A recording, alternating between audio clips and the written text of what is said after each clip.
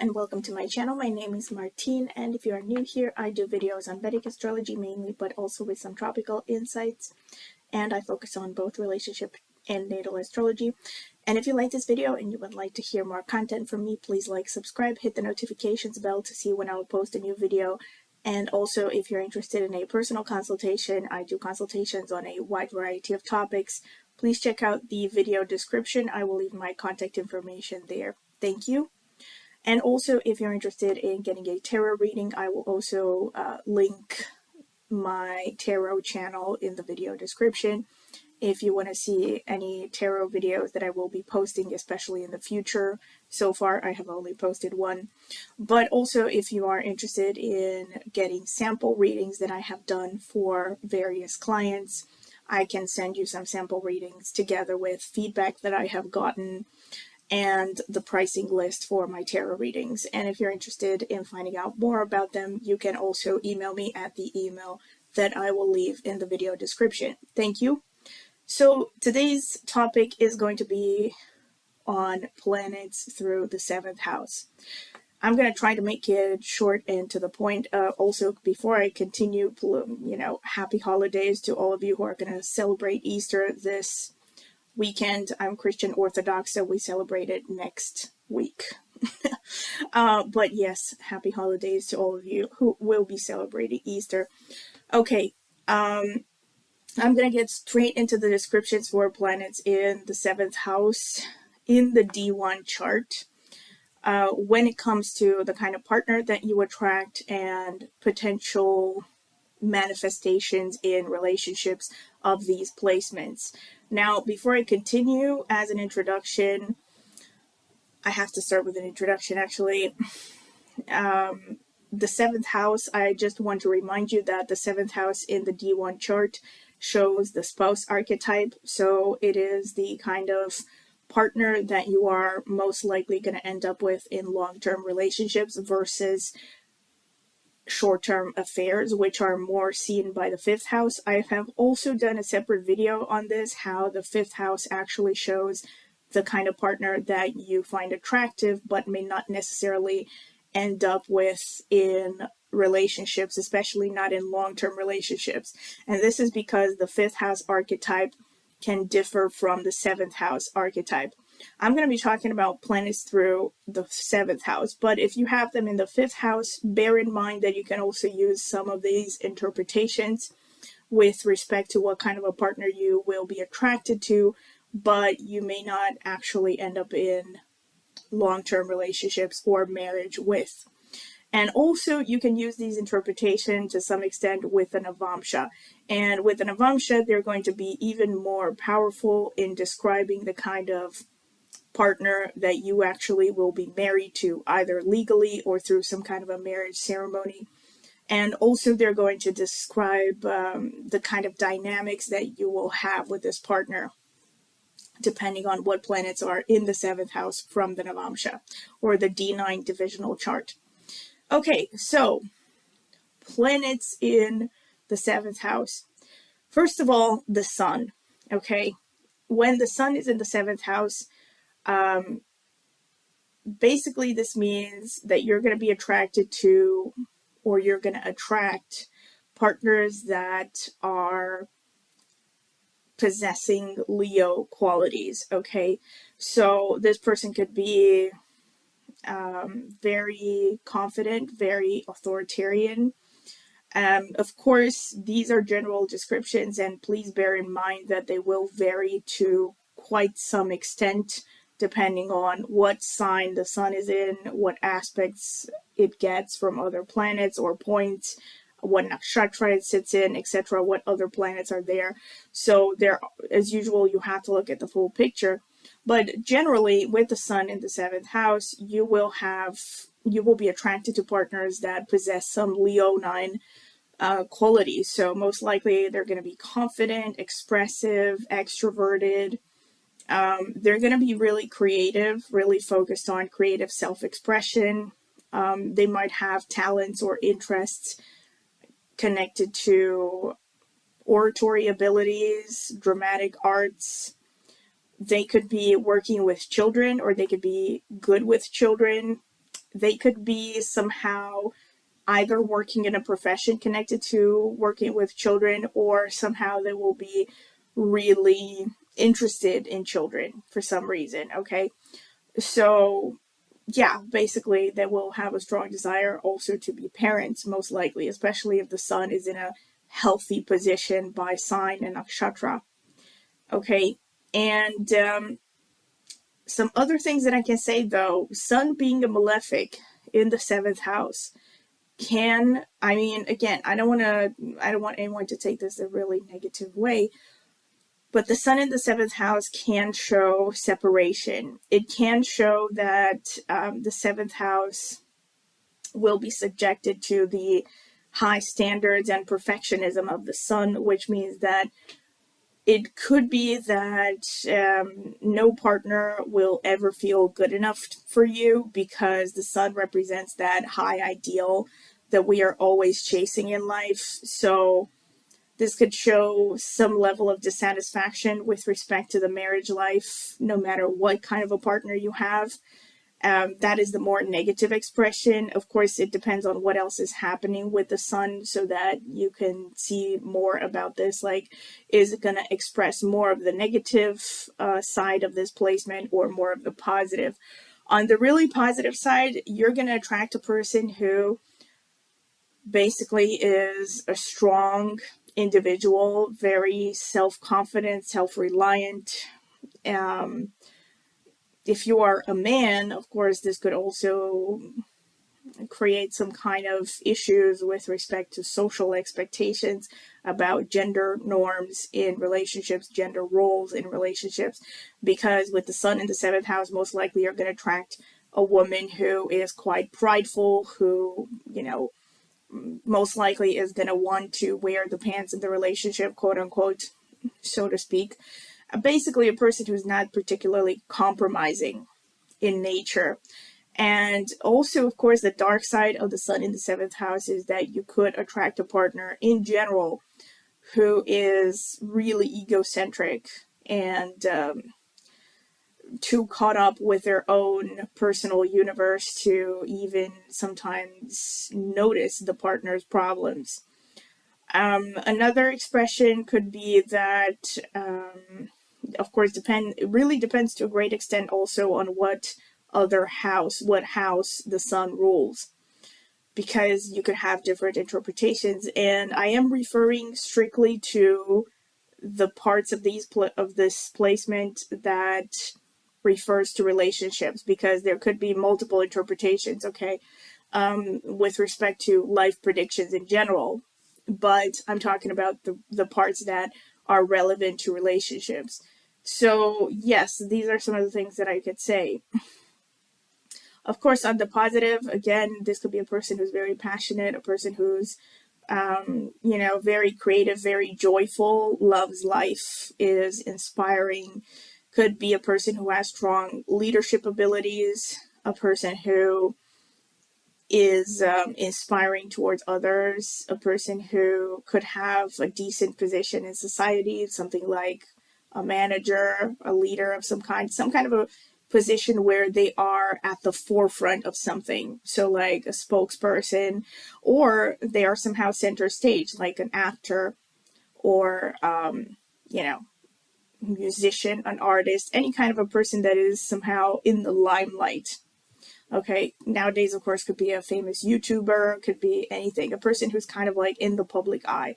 But in the public eye does not necessarily mean, of course, mass fame. It depends on what else is happening in this placement. But it generally can show a person that, let me put it like this, can have a lot of people around them, can have an audience, a lot of people who find them attractive and orbit around them, etc., etc., that kind of a thing. Okay, so this is pretty much what I can say about Sun in the seventh house. With Moon in the seventh house, you're going to be attracted to a partner who seems like they possess Cancerian traits. Okay, so this could be a person who's very moody. This is a person who's very sensitive, very nurturing, can be like a mother figure, a nurturing mother figure. Conversely, the sun in the seventh can be like a father figure. I should have said that. Okay, but basically, yes, the moon in the seventh house is like a mother figure, you know, a person who really wants to nurture you, a person who you might actually be attracted actually to partners, especially when you have this in the D1. You might be attracted to partners who are like your mother. Um, and I know Sigmund Freud analyzed this, but this is actually irrespective of your gender. So you could be a woman and having moon in the seventh house, you could be drawn to a partner who might possess qualities that remind you of your mother for some reason. Or you would expect your partner to mother you, okay, to be like a nurturing kind of a person. So yes, this person is going to be imaginative, most likely going to be a homebody, a person who really likes to spend a long time around the house. Even if they are not, let's say, working from home or something like that, they could, by the way, they could be people who actually work in something to do with real estate or anything to do with the home, like home decorations, like, you know, interior decoration, feng shui, vastu experts, that kind of thing. So they could be actually working in these things. But even if they're not, they are most likely going to be people who really put a lot of emphasis on having a nice home base, okay? Even if the person maybe enjoys traveling a lot, they will always make sure to have a nice nest, comfortable nest that they can come back to. This is going to be really important for them. They're also going to be seeking security in life, most likely. So you can, I don't know if I would say that you can count on them, because the moon can be really unstable. That's the somewhat negative expression of this. The moon person can be a bit, worst case scenario, can be wishy-washy. Can be a person who seems indecisive at times. Of course, once again, it really depends on what else is happening in the chart, what aspects the moon, what planets, points. If moon is with Rahu, I would say most likely the negative qualities of the moon are going to be exacerbated, exaggerated, in the sense that they could produce a person who is, you know, very moody, very irritable, at times unpredictable. I guess that's a good word. But otherwise, it would be just a person who's maybe a little bit moody, and they can kind of keep you on your toes every now and then, but it's not beyond reason, okay? And yeah, another thing is that with the moon, this could be a person who works in some kind of a profession to do with pharmaceuticals, chemistry, fluids, and chemistry, especially if moon is with Mars in the seventh house. This could be a person who, also a person who has very strong memory, a person who has a very strong emotional memory. They're going to care a lot about their family. They're going to care a lot about their culture, their homeland. They're going to be really attached to the family system, most likely, unless the moon is very damaged here. They're going to be interested in anything to do with studying the past. Okay. Let me think, what else? Pretty much. But also with the moon in the seventh house, the most important thing is that you need emotional connection. Okay. Most likely you need to work on having a strong emotional connection with your partner. And that's going to be one of the most important things in this relationship to make it successful. Okay. And pretty much that's what I can say. When Mercury is in the seventh house, most likely you're going to be attracted to a person who is youthful. Again, this is one of those placements where you are likely going to attract/be attracted to younger partners. But of course, as I talked about in more detail in the video that I did on relationship age gap, you have to look at other factors. You have to look at whether Saturn is there as well, etc., etc. If you want to find out more about the age difference topic, I do suggest that you go ahead and watch that video. I think it's in my relationship astrology playlist.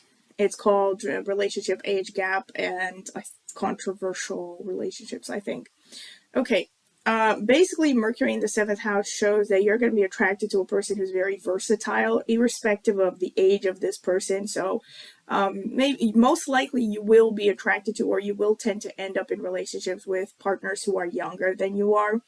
But even if this is not the case, even if the partner is not physically younger, they will still possess some youthful characteristics. Like this, most likely this person will enjoy learning all the time. They are most likely going to be constantly trying to upskill themselves, you know, to take on new hobbies, new interests. They are also likely to be very versatile. Like I said, they could be the kind of person who is, you know, maybe to a bit of a negative extent, they can be seen as a jack of all trades, although I don't necessarily see that as a negative thing. Some people do see that as a negative thing. But yeah, this could definitely be a placement where you're attract a jack of all trades but a master of none. So a person who, you know, has multiple interests, maybe could have multiple streams of income, doesn't necessarily mean that they're going to be filthy rich, but you're looking at a person who basically is versatile in, you know, juggling a bunch of activities at the same time. You're also going to find that this person likes to use their hands a lot, not in the bedroom or something. But they're going to use their hands. Most likely they're going to have some hobbies that require a lot of use of the hands and the arms. They could be into playing ping pong, tennis, maybe playing instruments. That's another thing with Mercury in the 7th. You could actually attract a person who's artistic, a good communicator. That's another thing. And especially to the person who has Mercury in the 7th house, it's really important for you to have good communication in relationships. Very important. So, yeah. But be careful that you don't neglect the other areas just so you can get good communication. And I suggest that you watch the Sun-Mercury conjunction in the composite chart video that I did a while ago to get more details on this topic and why I mentioned it. Okay, so yeah, Mercury in the 7th house, this is pretty much what it shows. Youthful partner. You could also actually attract a person who has mercurial traits, okay? So a person, also Mercury in the 7th house, when it comes to physical characteristics, I should have started out with a B. You know what? I'm going to mention the physical characteristics at the end for all of the planets, because now I forgot to mention them from the beginning, okay? Okay, so that's pretty much all that I could say about Mercury in the 7th. Also that this person is a good communicator, intelligent, most likely, so they're going to enjoy studying. That's what I mean by youthfulness. Most likely they're going to keep studying throughout their entire lives. That kind of a person. Also, they're gonna enjoy talking. Like they're just gonna enjoy talking. Could be a business person, but it depends. It depends on what else. But with respect to professions, this is a person who most definitely will use communication to a large extent. So this could be a professor. This could be nowadays could be a million things. Again, could even be a person who, you know, teaches courses online, whatever. But basically, communication is going to be important is going to be an important defining trait for them. Like they're going to be known for their communication skills, whether they are spoken communication, like verbal communication, or written as well. Maybe even singing, actually. Of course, once again, you have to look at the full chart to get more details. Depends on what house Mercury rules, etc. What houses, because there are going to be two of them.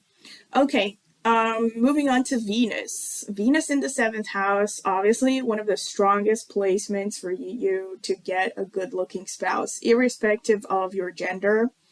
But if you're a woman and you have Venus in the 7th house, you're going to attract a partner that is going to be, I guess, what some people would call effeminate. Or I don't like to use the word effeminate personally, but basically a man who can be seen as a dandy, you know, a man who maybe is going to have some characteristics even of personality that can be deemed generally feminine. Like this person can be very particular about certain things, especially grooming themselves, which is not a bad thing, let's be real. But you know, some people would still think that this is a bit odd for men, etc. in today's world. But I digress. So yeah, Venus in the 7th house, irrespective actually of your gender, is going to produce a spouse that is very careful about their appearance. Most likely is going to be good looking, actually conventionally good looking according to most people's characteristics. Most likely going to have nice skin, nice eyes. Well, let me think, what else?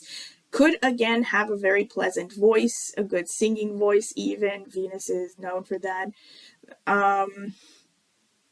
Could be a person who again is artistic. I mean, could even be a person who works in some kind of a field connected to arts. So anything to do with the beauty industry. Could be a person who like runs a beauty parlor, or you know, something to do with beautifying yourself. So they could work in industries connected to beautifying, to beautify the appearance. They could be connected to textiles, fashion industry, perfume, even sweets, sweet industry, sweet production, having a pastry shop. Let me think, what else? Cooking in general, but especially the sweet sector. Venus in the 7th also is going to produce a partner who is very loving. You yourself most likely are going to be very loving, but especially with Venus in the 7th house, it's very important for you as the native to have a partner who is going to be very affectionate, very physically affectionate. Like, I don't mean like sexuality necessarily, although that too to some extent, but mainly it's about affection, it's about feelings, it's about getting romance. And most likely you will attract a partner who is going to be romantic and affectionate, and you know, is going to give you plenty of that kind of attention. But it's important with this placement to keep the romance alive. It's important to, you know, keep the spark alive, maybe do little cute romantic things for one another every now and then.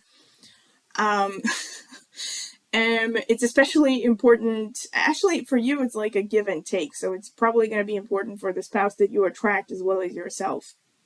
And also with Venus in the 7th house, most likely you yourself are going to be above average attractive, because Venus is looking at the ascendant. Of course, it also depends on what else is going on there. But Venus in the 7th, at the very least, is going to make a person quite charming and charismatic, okay? Okay. So this is pretty much what I could say about Venus in the 7th with respect to personality and career. Which one is the next? Mars, okay? Mars in the 7th house, especially in the Navamsa. And I don't know. I don't know, because this is quite a negative thing to say, but of course, I'm not trying to influence anyone, and of course, you always have to look at the full picture. You have to look at what else is happening there. But Mars in the 7th, especially in the Navamsa, can point to separation, or it can point to even delays in marriage, actually. Also, I should have mentioned this with Sun as well, like Sun. I'm going to mention this at the end, okay?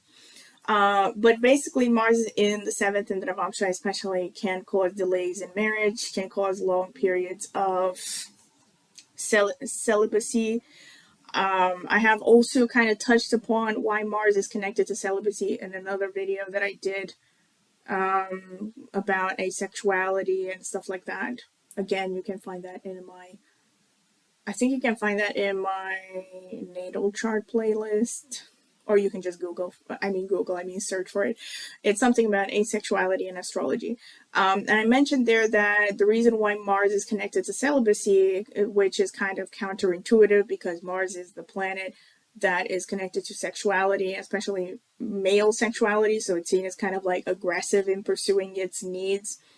But it is connected to celibacy because it's the warrior archetype. So it has that kind of like tunnel vision when it sets a goal, that it starts to see romance as a distraction, because you have to think of Mars as the general that wants to win the war or the athlete that wants to win the competition. So they won't tolerate any kind of distraction. They use every shred of energy that they have to achieving that one goal that they have. So this is to some extent why Mars in the seventh, I've seen this, can cause difficulties in finding the right partner, especially in the Navamsa, when it sits in the Navamsa.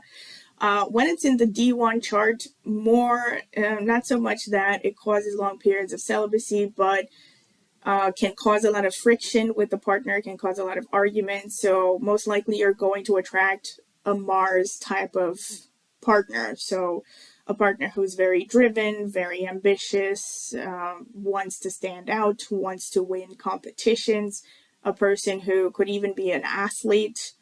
Depends on what else is happening, especially if you have Mars with Saturn in the seventh. You yourself could be a very athletic person, but it could also be that you attract a person who is very athletic and very focused on, you know, their discipline and their routine and stuff. So they're not going to be very lovey-dovey. That's another thing with Mars in the seventh house. You're going to attract a partner who is not going to be particularly diplomatic.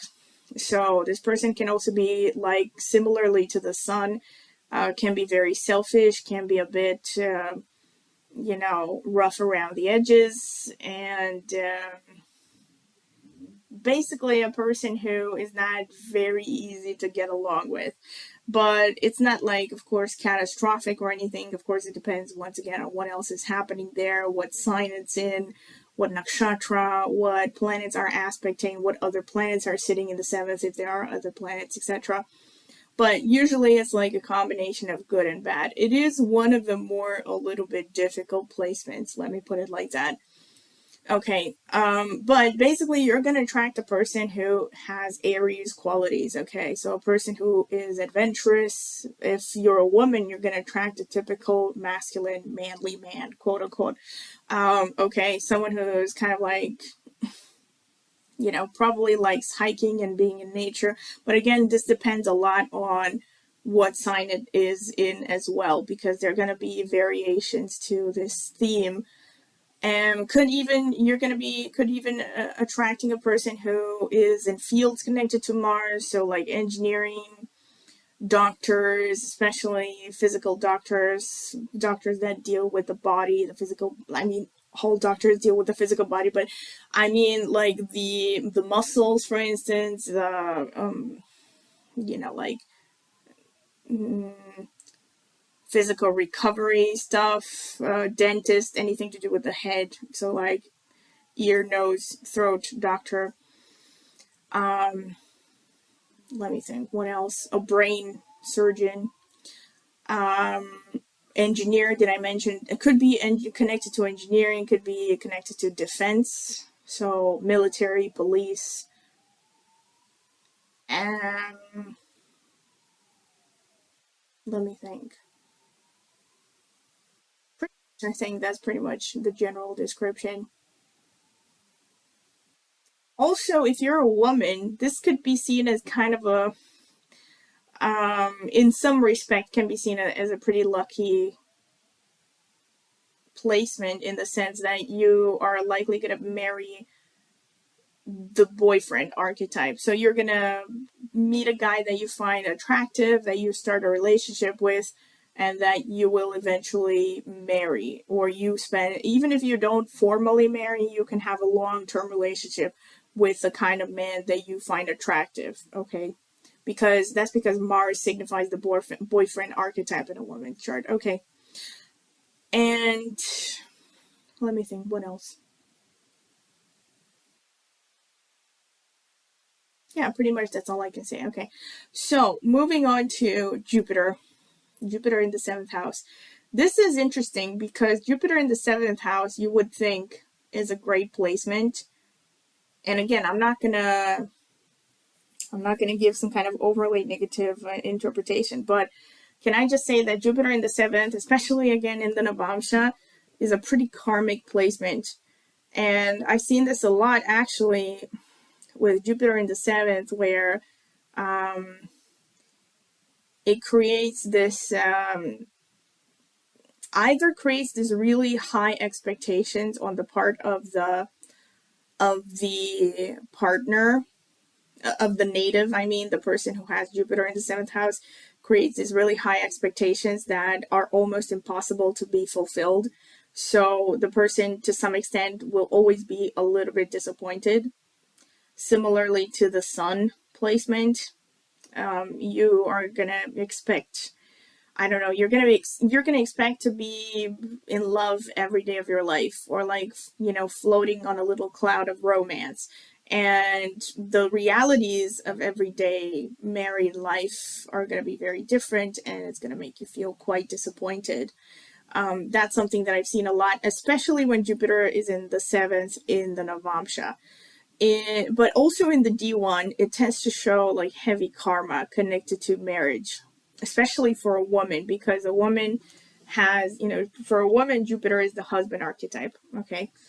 So there's usually some kind of karma. Another thing that I have read, and I have seen it to be true, I think to some extent, because it's one of those things that you can't really 100% test, that when you have Jupiter in the 7th, it could be that you are meant to marry a person who was your mentor or your teacher in a past life. And it's usually some kind of a karmic baggage, like you have to pay off something, some kind of a karma. And of course, there are differences depending on what sign it's in, what nakshatra, what other planets are there. There are going to be variations to this theme. But overall, when you have Jupiter in the 7th, you're definitely, first of all, the first thing that I can say, irrespective of gender and whatever, is you're going to attract a partner most likely who is very educated. So once again, of course, you also still have to look at houses, but yeah, also the houses that Jupiter rules. You also have to look at the sign, at the nakshatra and all that stuff. But generally, you're going to attract a person who has, I would say, at least a college degree. Okay, so you're going to attract a person who is very knowledgeable, cares a lot about education. They're going to care a lot about the lofty ideals in life. So they're going to care a lot about, you know, debating higher philosophy. What is the meaning of life? They could be interested in religion. They could also be religious, of course. You definitely have to look a lot at the sign and the nakshatra to see this, because if Jupiter is with Ketu, for instance, I would not necessarily say that this person is going to be particularly religious, but as usual, you have to look at the full picture. But generally, irrespective if they're going to follow a conventional religion or not, they're going to care about religion. So like, even if this person is not religious, doesn't identify with a particular religion, they will enjoy studying religions. Okay. So they will also have a strong sense of adventure. Most likely they will enjoy traveling. They will enjoy studying about foreign cultures and foreign lands. They can also have a broad view of the world. Like, they easily form a broad view of things, an overview of things. Like, they will see things from a big perspective, like an eagle's view of things, of the world. Okay. Pretty much broad-minded. Generally, they're going to be tolerant if Jupiter is in a healthy position. If Jupiter is not in a healthy position, then it gets a little bit more tricky, but it depends on the position. But yeah, I mean, also they could be involved with respect to professions. They could definitely be involved in, of course, any kind of religiously related profession. They could be related to also spiritual professions nowadays, just not just religion. They could be professors. They could be connected to universities, like professors or something. assistant professors. I don't know what the different positions are. But someone who's educated, yeah, they're not going to be a janitor in a university. Someone who has like high education, okay. They could be in research, any kind of field that requires extensive education, the academic circles, the justice related professions like a lawyer, judge, etc. These kinds of professions. Also, they could be connected to anything to do with foreign travel, foreigners. Like they could be like a travel guide, something like that. Maybe a historian, but to a lesser extent. Of course, it depends on what else is happening with this Jupiter. But yeah, pretty much this is what I can say. And also, another thing that I can say is this person is definitely going to have a good sense of humor, especially if Jupiter is healthy. They're going to be jovial and optimistic and broad-minded. Okay, so they're generally going to have a positive attitude in life. Okay, so this is what I could say about Jupiter in the 7th. If you have Saturn in the 7th, well, this is one of those placements that I also talked about in the video that I did on relationship age gap and controversial relationships. That this is a strong indicator for you attracting and being attracted to older partners, okay? Whether this person is actually, but again, like I mentioned in that video, you have to look at the full picture to see if this person is actually going to be physically older. But even if they're not physically older, they will have some characteristics that people in society normally attribute to older people. Like they're going to be wise, they're going to be very good at planning, they're going to be serious, mature-minded, they're not going to want to play games. When it comes to the relationship itself, they will not, how should I put it? They will definitely not want to play games. Like they will be the kind of person you will know right away that they mean business, okay? They will be upfront about this is serious. They will have a serious attitude towards pretty much everything in life, including relationship, including marriage. Of course, it doesn't necessarily mean that with this placement, this person is going to be so serious that they're going to ask you to marry them within the first 5 days or something, but most likely they're in it for the long run, okay? So Saturn is not a wishy-washy kind of energy. It's not like, let's date for 5 years and see where this is going. Like, most likely a person, so if you have like Saturn in the 7th house, you're going to attract a person who is mature, that you know where you stand with them, okay, at any given time in the relationship. Unless Saturn is really afflicted, or if it's in Aries where Saturn is debilitated, then it changes a little bit. It could take on more negative characteristics, okay? But generally with Saturn, you're going to get a partner who is very serious, hardworking, disciplined.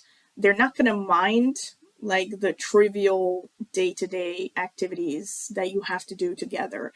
This is a good placement for people who want a partner to take care of like the mundane things. Like the partner most likely is not going to mind helping with the cooking and the cleaning. Of course, it depends, but generally, okay. Generally they will be game for, helping out with the trivialities, quote unquote, of everyday existence. And also, let me think, when it comes to professions, Saturn, unless there's also a friend of Saturn there, like Mercury, Venus, unless Jupiter is also there, most likely this person is not going to be someone who is extremely educated. And again, also depending on where the sign, the sign and the house play, sorry, not the house, the sign and the nakshatra, and of course also what house does Saturn rule.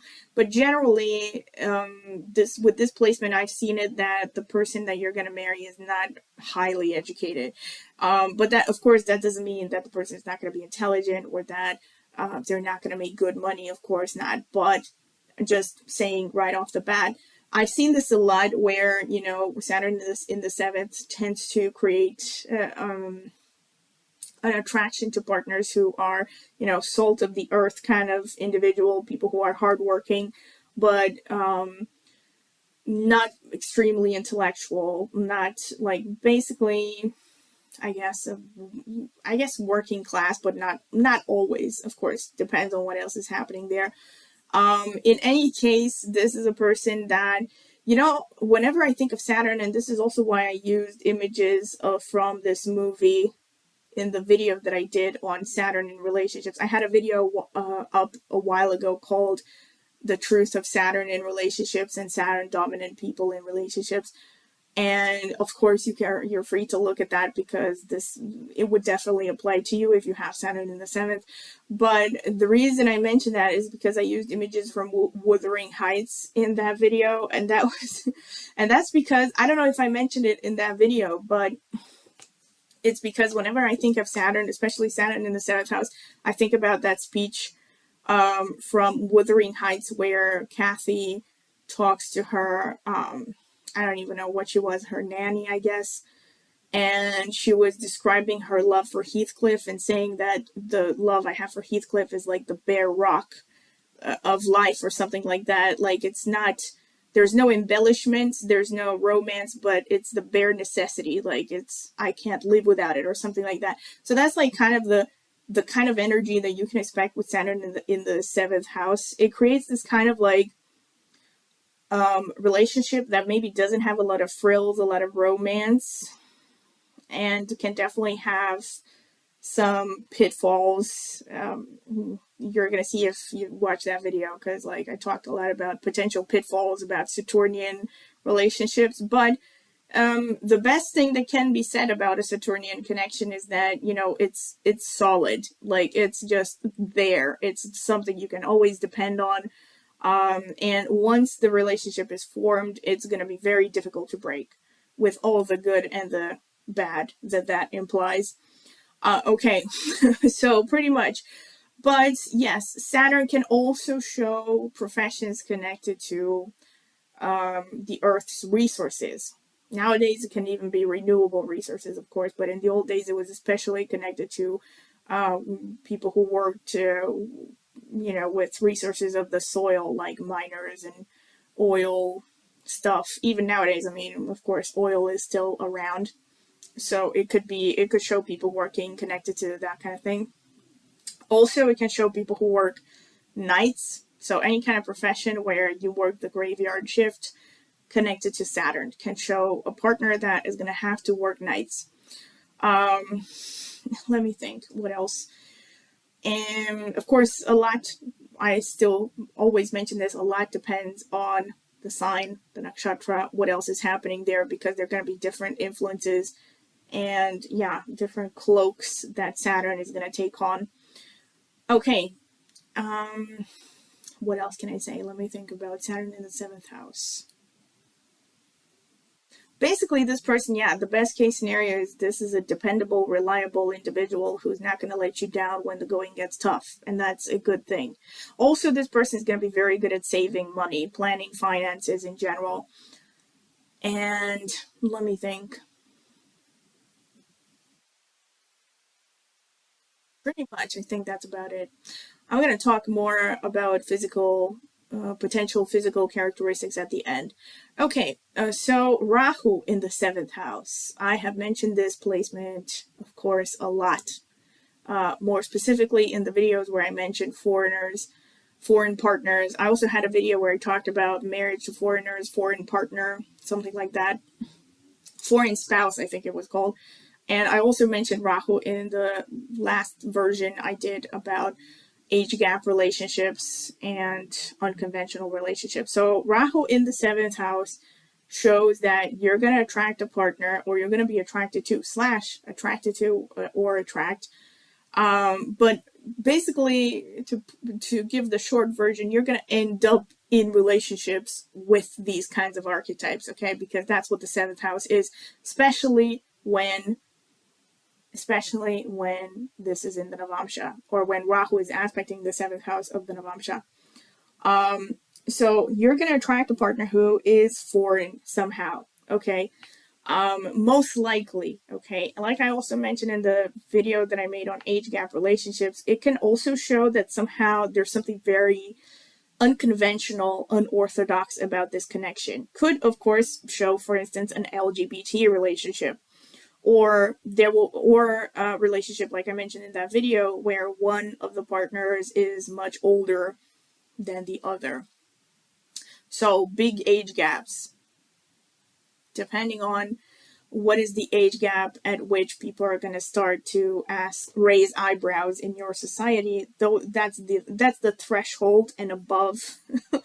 That's the level of age gap that you can expect with Rahu in the 7th house. But most likely what it shows is that you're going to attract a partner who is a foreigner. So a person from a foreign background. This could be, of course, a person in your own country, but something about them is very foreign. Maybe they're from a different minority. They're from a different religious background, different race. I don't know. They had a different mother tongue. Maybe they themselves don't identify as foreign, but when you get to know them, you find out that actually their grandmother was from a different country. I mean, nowadays, these relationships, they're going to start to become normalized because so many people, I think, are dating foreigners.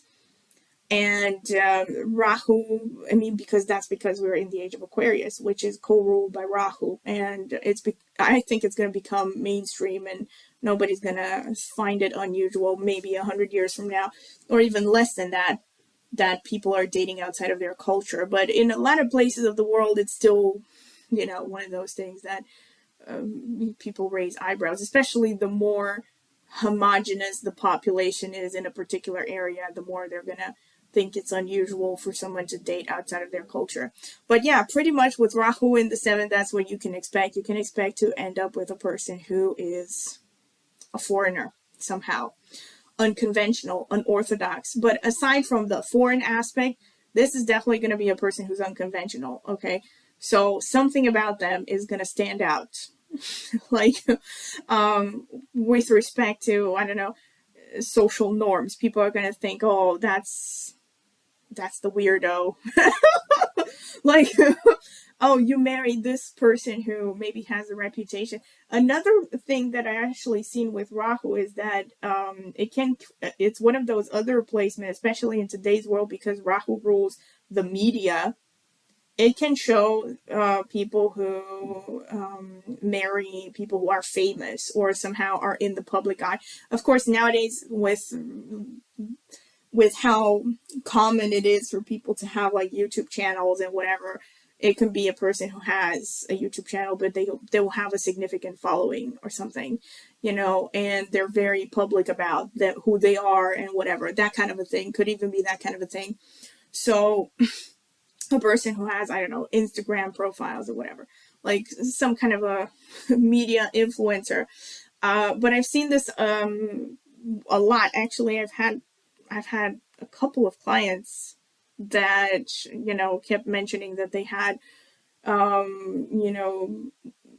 flirtations and even relationships with people who are really famous, like, I don't know, sports athletes, stuff like that. And they had a lot of Rahu, I think, either in the 7th in the Navamsa, or I don't remember exactly, in the 7th in Navamsa, or it was 7th from the Atmakaraka as well, which I mentioned, as that placement also shows the kind of partner that you attract. Okay, so yeah, I mean, that's a more modern interpretation, but because Rahu rules media, I think it can also show that you attract a partner who's famous to some extent, well known. Let me put it like that. Maybe not famous in the traditional sense. Okay. Another thing is that with Rahu, you can also expect to attract a partner who makes a living through unconventional means, again, but it can also be just a person who is in STEM fields of any kind. And nowadays, especially people who are in the forefront of scientific developments in the world today, could be in any STEM field. But with Rahu, especially something to do with astronomy, physics, yeah, of course, astrology, and anything new age and new age wisdom can also be like tarot readers and all that stuff. Um, but yeah, things to do with astronomy, things to do with like space travel, that kind of thing. SpaceX people, working for NASA, and of course anything. Yeah, I mentioned STEM field because Rahu is really about rationality. It's about science and all that stuff. Even though they can also have a kind of a weird side, like I mentioned with the New Age beliefs. Okay, yeah, so pretty much that's what I can say about Rahu. Unconventional, unorthodox. These are some common characteristics of the spouse that you're going to attract. Okay, and last but not least, Ketu in the seventh house. Ketu in the seventh house. Ketu in the seventh house is going to show that you're going to attract a spouse who is very spiritual. And I stress the word spiritual. Unlikely that this person is going to actually be into mainstream religions. Unlikely. Even though they might be born into a particular religious background, they might, care about their religion because they're connected to it emotionally, or their family is, or something. But they're not going to be, you're definitely not going to see this person as someone who is closed off to the mystical side of life. Okay, so this is definitely going to be a person who is going to be very interested in universal truths. Let me put it like that. And with this, and if you think that Rahu is weird, by the way, Ketu in the seventh is probably the weirdest. The only difference is that, Rahu is like out there for everyone to see. Like Rahu is the kind of person that is the kind of archetype that is not going to hide their weirdness. They're gonna wear their weirdness like a badge of honor for everyone to see. Like, yeah, that's right, I'm weird, and deal with it. That's right, I challenge convention. I was born to challenge convention. They're gonna be beating their drum. But Ketu, they could be just as weird as Rahu and even weirder. It's just that nobody's gonna know about it. Because they can keep on an appearance of being the gray little mouse, and basically just swim in the undercurrents of society, if that is a decent way to explain it. But basically, yes, with Ketu in the seventh, you can attract a partner who is very interested in all forms of spirituality. Could be, meditation, anything to do with mysticism, demons, angels, that kind of thing. Like, they could go full on Constantine. I would not be surprised with anything with Ketu in the seventh house. Like, I would not be surprised if this is a person who conjures stuff. And let me think. Definitely stuff like tarot, research of any kind. So Ketu in the seventh, you could see a person who is very introverted, very much in their heads, very consumed with their own ideas. It's kind of like, again, even though they're opposite, Rahu and Ketu, they're like two sides of the same coin. Because Rahu, again, can be very obsessed, but it's going to be in different ways. Like, Rahu is going to become obsessed, like, more in material ways, okay? Unless they also have a strong Ketu placement in their chart. But with Ketu, it's going to be about, universal truths, okay? So, like, Ketu is more like, I don't know, Einstein. And Rahu is more like Elon Musk, if that helps. Okay, so, yeah, Ketu in the seventh, you're going to attract a person who's very spiritual, okay? It could even be a person who's religious, but even if they are religious, they're going to keep an open mind, okay? So you're not going to, it's unlikely that you're going to attract a partner with if you have Ketu in the seventh, that you're going to attract a partner who has the blinkers on and they're like, I don't know, Amish, and they're going to be like, no, this is the way that we've done things for 5,000 years, or I don't know, 500 years, and I'm not moving away from the beaten path. No, it's like Ketu is going to be very open-minded. If anything, I would say that Ketu energy is probably closest to the traditional tropical descriptions of the sign of Pisces, this kind of osmosis kind of energy where they're so sensitive that they blend into the atmosphere. and they constantly like draw in information that nobody else sees, universal truths and stuff. Okay, so yes, I would not be surprised with anything. Like if you like you get in the seventh house, you're gonna attract a pretty strange partner. Okay, but most likely very spiritual. And when it comes to, like I said, when it comes to professions, they could be connected to, also they could be connected to a lot of like STEM fields, um, especially something that has to do with research, like, high levels of information research and all that stuff, like researching the higher truths, semi-philosophical notions, like, I don't know, astrophysics, stuff like that. And what else? Also, Ketu is also connected to electricity and cabling and stuff. So, could be an electrician, Ketu in the seventh house. You could be marrying an electrician, someone who deals with electricity and any kind of. No, never mind. I was going to say something, but it's going to sound dumb. Okay, so pretty much this is it. This is what I can say about the general description. And like I mentioned, I haven't forgotten, thank God, Alzheimer's is not that high of a risk, I think. I did mention that I was going to do a short description for each planet in the seventh house and how it affects the physical appearance of the partner that you attract. So, but before I get into that, actually, let me throw in another little thing, is that certain planets in the seventh house, and I have mentioned it briefly with Mars, can cause, quote, delay of marriage, especially in the seventh house of the Navamsa. So especially if you have Sun, Mars, Saturn, Rahu as well in the seventh house, in either the D1 or the Navamsa. I would say even more so if they are in the Navamsa, they can cause delay in marriage, which means that marriage is going to happen considerably over the acceptable age of marriage of your particular culture. Okay, and the more influences of these that you have, the more likely it is that it's going to be like a late marriage. Okay, and that's something that I wanted to mention. And now with physical appearance, so if you have Sun in the seventh house, most likely the partner that you're going to be attracted to.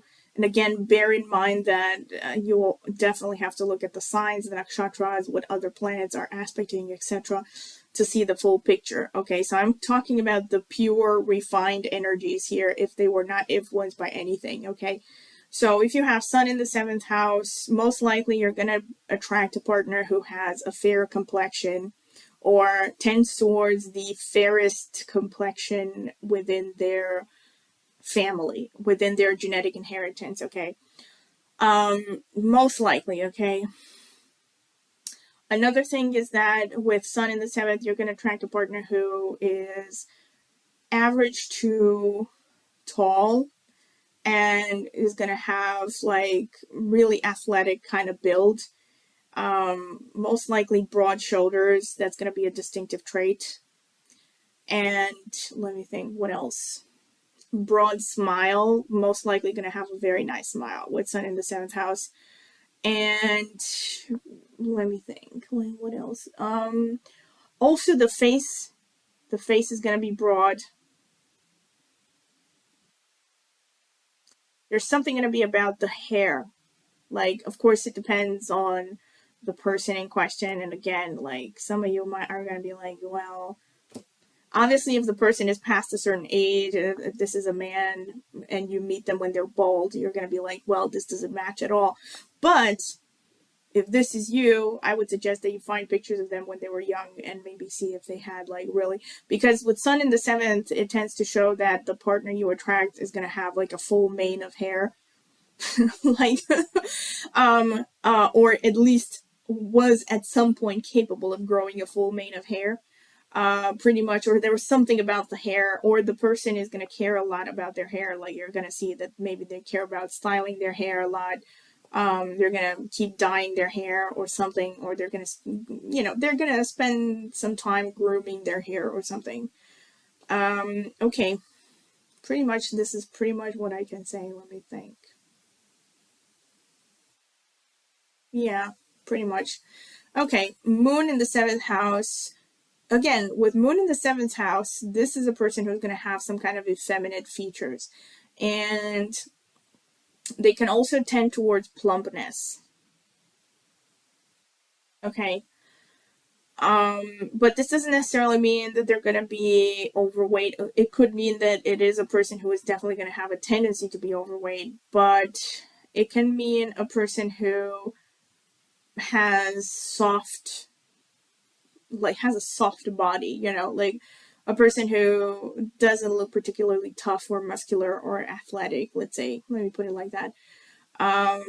Basically, yeah, can also, when it comes to height, definitely tends towards short to average with the moon. And we'll have a round face, roundish face, or at least there will be some kind of roundness to the face. Like they will have full cheeks or something like that, full lips. That's another big one. Let me think. Also, complexion is going to tend towards fairness again, especially, of course, within the limits of their genetic inheritance. Um, when it comes to women, most likely they're going to have, full breasts, and the breast area is going to be well developed. What else? Also, they're going to come across as dreamy and romantic with the moon.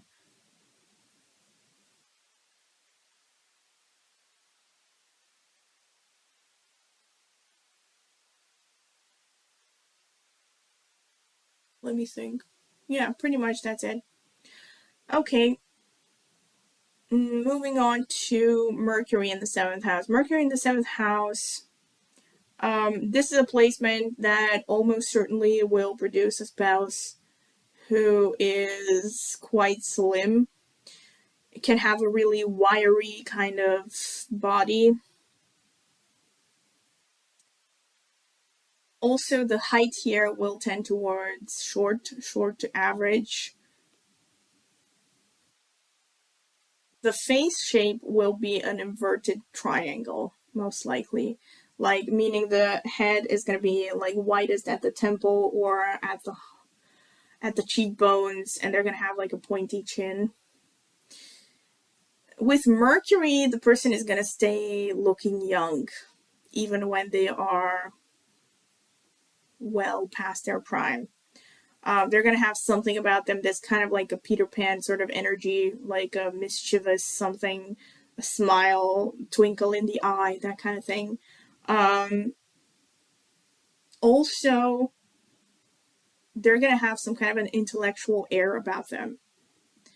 Like either they're going to wear glasses, but even if they're not wearing glasses, there's going to be something about them that's quite intellectual. Like they're just going to have this intelligent look about them, bright-eyed and bushy-tailed, that kind of thing. Also, Mercury will also tend to give a bit of an androgynous appearance. Okay, so yeah, like can so this could go either way. This could be, if it's a woman, could have more masculine traits, or this doesn't necessarily mean that they will have physical traits, of course, that are pertaining to the opposite sex. They could be conducting themselves, or they could wear clothes that make them look a bit androgynous. Okay, yeah, pretty much that's what I can say about Mercury. When it comes to complexion, there's really, I don't think it goes either way. I would say average, like something average complexion, somewhere mid-tone between whatever the lightest and the darkest of their family genetic inheritance is. Okay. Okay, Venus in the seventh house, like I mentioned, gonna show a spouse is gonna be really good looking. Not just good looking, but with Venus in the seventh, is they're gonna have Venusian traits, or they're most likely they're gonna have pretty eyes, nice smile. nice teeth, nice skin, full lips, most likely symmetrical features. If this is a woman, most likely an hourglass figure. Let me think. Also with Venus, this person can be a little bit vain. Like this person could be really careful with their appearance, spending maybe a little bit too much time grooming. Of course, it depends on what your preference is. Let me think. With the Venus placement, I think the best. Also, another thing that I did mention, I think, is they're gonna have a nice voice. Either they're gonna have a nice singing voice or a nice speaking voice, and well proportioned body in general. Just well proportioned in general, actually, with Venus. When it comes to like skin tone, again, I would say average. Venus doesn't necessarily point towards lighter or darker skin, so they're going to be somewhere midway between whatever their genetic inheritance is. Okay, pretty much. Let me think. Which one is next? Oh, right, Mars. Mars in the 7th house. You're going to attract a partner who's really athletic. I think I mentioned this. Most likely is going to be athletic, okay? They're going to be physically strong, okay? So a person who has good muscle mass. Again, this could show a person who has a really oval face, typically oval face, very nice teeth, nice smile. Could also have like really small eyes. I know that sounds like a random trait, but they could definitely tend towards having small eyes. And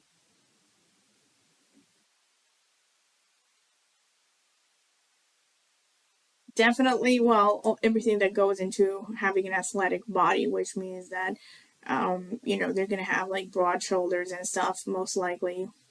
Even if this is a woman, this could be a woman who comes across as really athletic. When it comes to height, I would say average height with Mars. And complexion, again, I would say maybe a tad towards the darker side of their genetic inheritance. Okay, pretty much. And let me think. Another thing with Mars is that there could be something on their, like a distinctive mark on their face or on their head, like a mole or something that's really visible. Yeah, that's a possibility. Okay, that's pretty much what I can say. And let me think, which one is the next? Jupiter, right? Jupiter in the 7th house, definitely tall, okay? Most likely well above average tall. If you have Jupiter in the 7th, you're going to attract a partner who's going to be tall. Of course, once again, you do have to look at the full picture and what else is aspecting Jupiter and what sign Jupiter is placed in and all that. But overall, Jupiter does signify tallness. And when it comes to face shape, I have mentioned this repeatedly with Jupiter. I don't mean it in an offensive tone. It's just that it's the best way that I can describe it. It creates kind of a horse-like face. So, I mean, meaning a person who has a really long, elongated kind of face, okay? And most likely is going to have a very nice smile. Like I mentioned, for example, Jessica Chastain. I think she has Jupiter aspecting her. Actually, I think Jessica Chastain has Jupiter in the 7th house, and it's aspecting her ascendant. So, yes. So, generally, pretty attractive as well, Jupiter in the 7th house. A tall person, most likely quite athletic. But with Jupiter, definitely will also potentially have a tendency to put on weight, especially if there's Moon there, or Venus there, or Jupiter is in the signs of Moon or Venus. Could show a tendency to put on weight because Jupiter is about expansion. But yeah, pretty much when it comes to complexion, I would definitely say towards the lighter side with Jupiter. meaning, fair skin, fair, light eye color, of course, within the limits of the genetic inheritance. I always mention this. Okay, so pretty much this is it with Jupiter. Saturn in the 7th house can show a partner who definitely is going to be on the thin side. Again, unless there is like significant influence from other planets there. Definitely going to be on the slim side, and definitely tends towards darker complexion. The characteristics, again, with Saturn can be a little bit harsh physically, in the sense that Saturn can give a kind of stern, serious appearance. So like slim lips, prominent nose, but it doesn't, like, of course it doesn't mean unattractive or something, but generally Saturn creates a dignified appearance. I guess that's the best way to put it. Like, respectable characteristics, aquiline, sometimes nose, or not aquiline, more like a Roman nose, I would say. Or is it the same thing? I don't think so. Kind of a nose that is really bony and like tends to protrude, but just the right amount. And let me think. The complexion can be sallow. That's something that I've noticed a lot. And also will tend towards the darker side of the complexion, like I mentioned. But with Saturn in the 7th, best case scenario is that you can attract a partner with really good bone structure. Most likely tall and slim, most likely, unless there are influences that are stronger, like especially for Moon, Venus, Jupiter maybe, then you're going to see tendency towards plumpness or something. But generally, Saturn in the 7th shows tall and slim. Okay. Yeah, so that's pretty much what I can say about the physical. And again, the face shape is also like Jupiter, going to most likely be oblong. Okay, so an elongated type of face.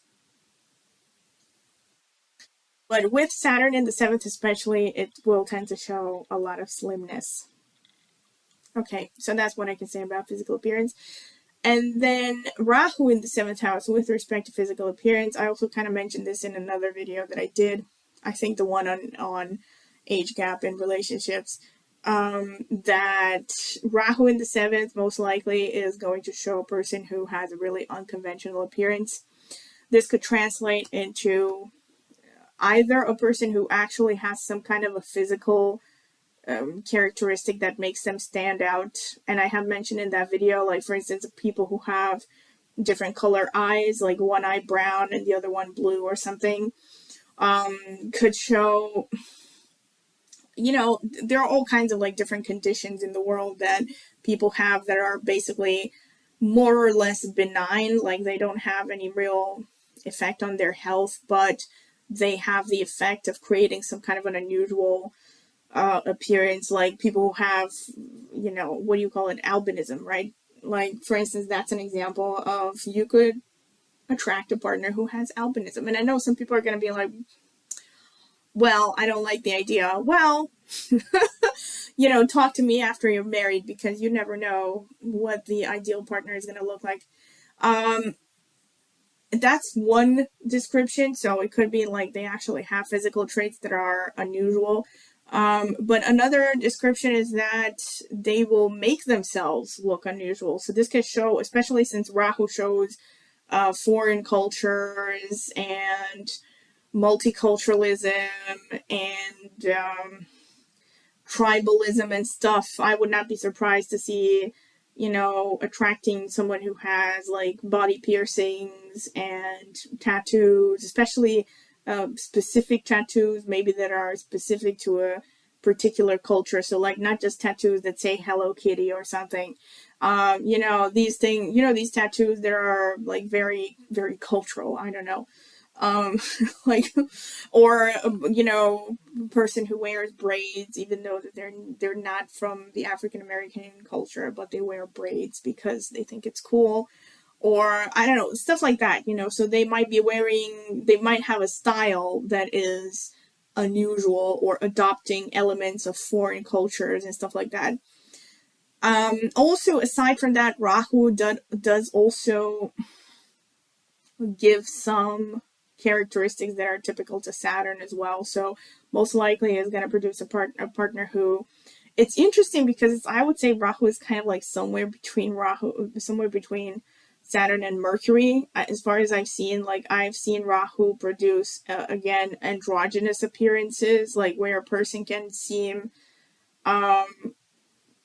androgynous, like they, depending on the gender, they can seem to have characteristics that are typical of the other gender, either in the way that they look or the way they carry themselves or their mannerisms or something like that. There's something maybe a little bit androgynous about them. Let me think, what else? But yeah, pretty much this is what I can say. But basically with Rahu, and also when it comes to complexion, Rahu tends towards darker complexion as well. So yeah. Of course, within the limits of their genetic inheritance, I always mention this. So the limits of the genetic inheritance means that you don't have to look at, what the parents look like and what the grandparents look like and think about where is they're going to be towards the darker shade of their genetic inheritance. That's what I mean. But the reason I think that Rahu is difficult to kind of pinpoint really 100% with its influence, it really depends on what else is going on there, like what other planets are there, what sign is it in, what is the ruler of that sign, what an nakshatra it's in, etc. So Rahu can be a little bit of a chameleon, but it also, if Rahu is with another planet, it will basically exaggerate the characteristics of that particular planet. So if Rahu is with Venus in the 7th house, you are a lucky person because you're going to get a person who is really good looking, who is going to be your spouse. But of course, the downside is that with Venus and Rahu in the 7th house is that you're going to attract the kind of partner that everyone finds good looking. So you're going to have to deal with a lot more competition than the average person. That's an example. Okay, so that's pretty much what I can say about Rahu in the 7th house and physical appearance. With Ketu in the 7th house, I have talked about Ketu and its effects on physical appearance in the video that I did on,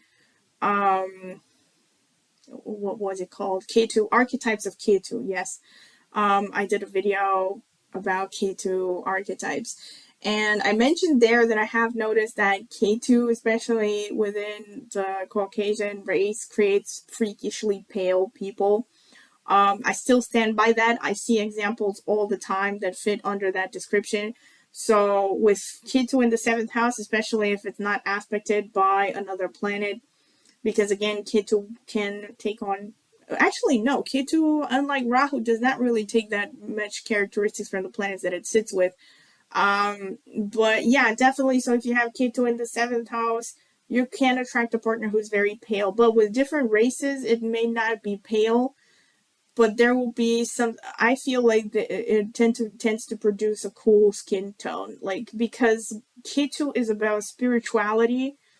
So I feel like it's connected to somehow, how should I put it? Like, yeah, and it's also just a cold energy. It's like, it's a cool energy versus Rahu, which is kind of more warm. That's the way that I feel it, at least. But it's difficult to describe. Both Rahu and Ketu are difficult to describe because they're, there's a word for them in Vedic astrology. They're non-physical planets. So basically all the bets are off when it comes to describing them. But pretty much, yeah, as far as I've seen, at least, I think it gives a cool skin tone. It tends to, regardless of, color of complexion and stuff, it tends to make a person very kind of ethereal, if that's the word. Of course, if this is a man, there are going to be differences. I have definitely maybe watched the video that I did on Ketu archetypes because I talked about it in depth there. I gave examples of famous people, like for instance, I think his name is Bryan Cranston, who played Walter White in Breaking Bad has Ketu in the first house, and I know maybe it's a stretch to call him ethereal, but if you look at his features, like I guess the way that I would call them is refined features, like they're delicate, small features. They also tend to have small eyes, but eyes that are very kind of slanted. They're almond shaped, and they're like really tight almonds, like really narrow almonds, if that makes sense.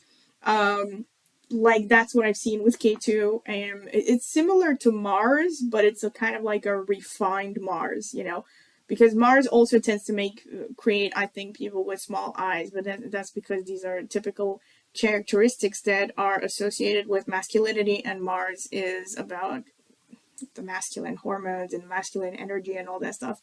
Okay, but Ketu is more like ethereal, okay? Especially if you're a man and you have Ketu in the 7th, you can attract a woman who is like kind of otherworldly. Like they can even seem otherworldly depending on what else is happening there. Okay, so like they seem like they're from some time long ago, like that nobody remembers, like there's gonna be something about them that just seems a little bit weird, but in a subtle way. It's not gonna be like in your face, like with Rahu in the 7th house, okay? So that's something that I would say about Ketu. Physical constitution wise, I think Ketu in the 7th tends to create a partner who is definitely on the slim side, most likely a short to average height, most likely, depending on what else is happening there. But yeah, pretty much a wiry constitution, slim constitution. If it's afflicted, could even be a sickly person, could be a frail constitution, like a really fragile looking person. That's one thing that I have noticed. And yeah, that's pretty much it. And wow, this video is really gonna drag on. And yeah, that's pretty much all that I can say. And this is just a short description of planets going through the 7th house, and I hope you have found it useful. And once again, if you have, please like, subscribe, hit the notifications bell to see when I will post a new video. And also, if you're interested in a personal consultation, astrology or tarot, please check out the video description. I will leave my contact information there. Thank you.